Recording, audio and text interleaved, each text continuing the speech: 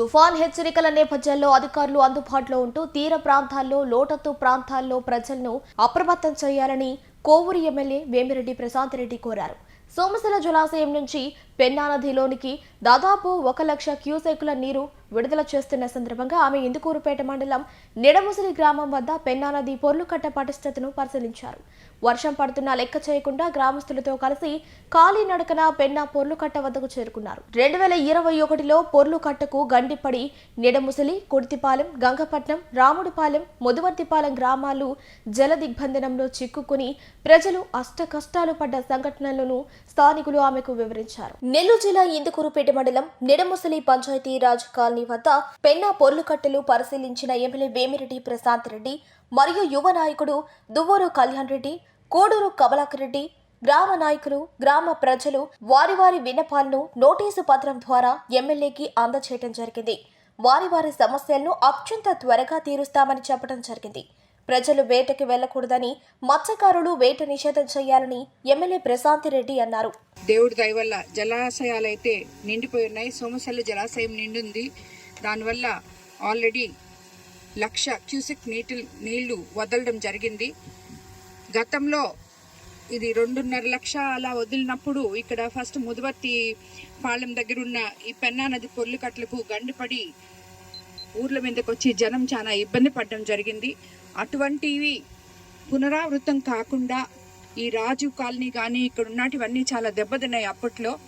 So మన కోవూరు కాన్స్టిట్యున్సీలో ఉన్న ప్రతి పొర్లుకట్టల్ని అధికారులు జాగ్రత్తగా పర్యవేక్షించాలని చెప్పి, దిగువ ప్రాంతంలో అటుపక్క మనకి ఎగువ ప్రాంతంలో ఎక్కువ వర్షాలు వచ్చి మనకి వాటర్ ఎక్కువైనప్పుడు దిగువ ప్రాంతాలన్నీ ముంపుకు గురయ్యే అవకాశాలు ఉన్నాయి. కాబట్టి అధికారులు అప్రమత్తంగా ఉండాలని చెప్పి కోరుకుంటున్నాను. అదేవిధంగా మనకి ఎప్పుడైతే మనం దీని గురించి ఈ తుఫాన్ వస్తే పొర్లుకట్టలు ఇలా జరిగి మనకి పోయినసారి కూడా ఇబ్బందులు అయినాయి అని చెప్పి మనము ఇంటిమేట్ చేయంగానే కలెక్టర్ గారు, సీఎం గారు వెంటనే స్పందించి దానికి తగు ఏర్పాట్లు కూడా చేశారు. ఇప్పుడు తాత్కాలిక మరమ్మతుల కోసం మనకి నిధులు కూడా ఇమీడియట్గా శాంక్షన్ చేయడం జరిగింది.